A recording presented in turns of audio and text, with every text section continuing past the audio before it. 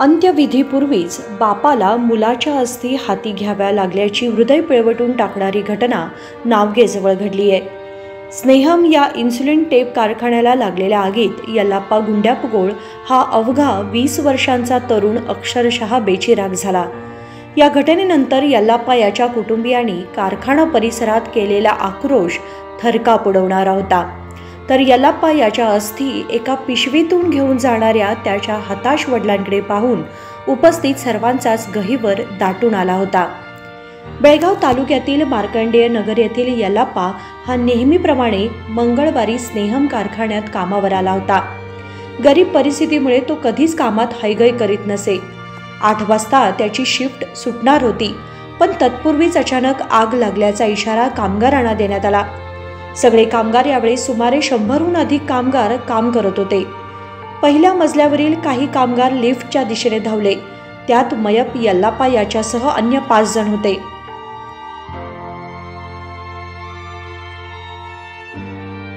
धुरामुळे लिफ्ट बंद पडल्याने हे 6 जण लिफ्टमध्ये अडकून पडले। 5 जणांना त्याचवेळी बाहेर काढण्यात यश आलं, पण यल्लाप्पा मात्र बाहेर पडू शकला नाही। मंगळवारी सकाळी लिफ्टची भिंत बुलडोझरच्या सहाय्याने पाडण्यात आल्यानंतर दिसलेलं चित्र पाहून उपस्थित सगळ्यांचाच हृदयाचा ठोका काही काळ चुकला होता। यल्लाप्पा याची केवळ हाडे तेवढी शिल्लक होती। सुमारे 200हून अधिक कर्मचाऱ्यांच्या घराची चूल पेटवणाऱ्या कारखान्याने यल्लाप्पा याच्या घरात मात्र कायमचा अंधार केला। यल्लाप्पा हा मितभाषी होता। गेल्या 2 वर्षांपासून तो या कारखान्यात काम करीत होता। आई वडील आणि 3 बहिणींची जबाबदारी त्याच्यावर होती। राखी पौर्णिमा तोंडावर असतानाच भाऊचा असा अंत झाल्याने त्याच्या बहिणींनी सुद्धा आक्रोश चालवला होता। कारखान्याला लागलेली आग आणि झालेले नुकसान पाहून यल्लाप्पा याचा दुर्दैवी मृत्यू याबाबत सर्व स्तरातून हळहळ व्यक्त होताना दिसली। कारखाना व्यवस्थापनाने मयताच्या कुटुंबियांना आर्थिक सहाय्य देण्याची ग्वाही दिली आहे। तर यल्लाप्पा याचा मामा बसवराज पेंडारी यांनी या संपूर्ण प्रकरणाची चौकशी व्हावी व यल्लाप्पा याच्या कुटुंबियांना सरकारने मदत करावी अशी मागणी केली आहे। ಮಕ್ಕಳದಾರ ಅಕ್ಕ ತಂಗಿಂದ್ರು ಅವ್ರ ಅಕ್ಕರಿಗೆ ಮದುವೆ ಮಾಡಿಕೊಟ್ಟಾರ। ಇನ್ನೂ 2 ಹುಡುಗರು ಮದುವೆ ಆಗುವಂಥವು ಅದಾವು। ಭಾಳ ಬಡ ಕುಟುಂಬ। ನಮ್ಮ ಜಿಲ್ಲಾ ಆಡಳಿತ ಆಯ್ತು ಮತ್ತು ನಮ್ಮ ರಾಜ್ಯ ಸರ್ಕಾರ ಆಯ್ತು ಇದ್ರ ಬಗ್ಗೆ ಕ್ರಮ ಕೈಗೊಳ್ಳಬೇಕು ಮತ್ತು ಅವರಿಗೆ ಏನು ಪರಿಹಾರಧನ ಇದೆ ಅಥವಾ ಅದೆಲ್ಲ ಒದಗಿಸಿಕೊಡಬೇಕು। ದಯವಿಟ್ಟು ಇದ್ರ ಬಗ್ಗೆ ತನಿಖೆ ಆಗಲಿ। ಆಮೇಲೆ ಅದು ಶಾಕ್ ಸರ್ಕ್ಯೂಟ್ ಹೆಂಗಾಯ್ತು ಈ ಥರ ಎಲ್ಲ ಅದ್ರ ಬಗ್ಗೆ ತನಿಖೆ ಮಾಡಿ ಎಲ್ಲ ಒಳ್ಳೆ ನಿರ್ಧಾರ ಕೈಗೊಂಡು ಕುಟುಂಬಕ್ಕೆ ಸಹಾಯ ಮಾಡಬೇಕು।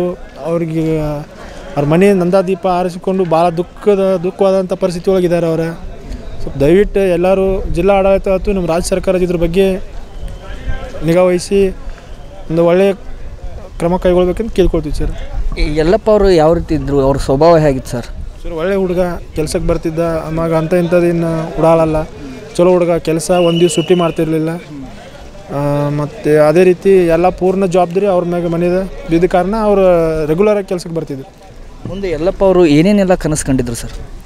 ಕನಸುಗಳ ಬಗ್ಗೆ ಅಂದರೆ ಈಗಿನ ಜನ್ರೇಷನ್ದಾಗ ತುಂಬ ಕನಸುಗಳಿರ್ತವೆ, ಆದರೆ ಈ ಎಲ್ಲ ಬಿಟ್ಟು ಈ ಥರ ನಡು ನೀರಲ್ಲಿ ಕೈ ಕೊಟ್ಟು ಹೋದರು। ಆದರೆ ಈ ಕಂಪ್ನಿ ಮಾಲಕರಾತು ಅದ್ರ ಬಗ್ಗೆ ಅವ್ರ ಬಗ್ಗೆ ಈ ಕಂಪ್ನಿ ಆಡಳಿತದವ್ರು ಯಾರೂ ನಮಗೆ ಇನ್ನೂ ಮಟ್ಟ ಭೇಟಿ ಇಲ್ಲ। ಅಲ್ಲಿ ಎಲ್ಲ ನಮ್ಮದು ಬೆಳಗಾವಿದಾಗಿರುವಂಥ ಎಲ್ಲ ಜಿಲ್ಲಾ ಆಡಳಿತದವ್ರು ಆಗಿರ್ಬೋದು, ಪೊಲೀಸ್ ಸಿಬ್ಬಂದಿಗಳು ಅವರೇ ಎಲ್ಲ ಮುಂದೆ ನಿಂತು ಎಲ್ಲ ಮಾಡಿಕೊಡಕತ್ತಾರೆ। ಈ ಮಾಲಕರಂತೂ ನಮ್ಗೆ ಇನ್ನೂ ಮಟ್ಟ ಭೇಟಿ ಇಲ್ಲ। ಅವರು ಪಾದರ್ಗದವರು ಅವ್ರ ಅವ್ವ ಅಪ್ಪ ಮತ್ತು ಹೊರಗಡೆ ಇದ್ದಾರೆ। ಭಾಳ ಅವ್ರದ್ದು ಪರಿಸ್ಥಿತಿ ತುಂಬ ಗಂಭೀರ ಆಗೈತಿ। ಅವ್ರ ಅಪ್ಪಗೂ BP ಶುಗರ್ ಇದೆ, ಅವರು ಸ್ಥಿತಿ ಭಾಳ ಗಂಭೀರ ಐತಿ। ನಿನ್ನ ರಾತ್ರಿಯಿಂದ ಅವ್ರನ್ನ ಹಿಡಿಯೋದು ಒಂದು ದೊಡ್ಡ ಇದಾಗಿಬಿಟ್ಟೈತಿ। ದುಃಖ ಸಹಿಸುವಂಥ ಶಕ್ತಿ ಕೊಡಲಿ ಆ ದೇವರಂತ ಕೇಳ್ಕೊಳ್ತೀವಿ। कॅमेरामन विनोद कोलकार समवेत चेतन लक्के बैलकर, KMM मराठी, बेळगाव।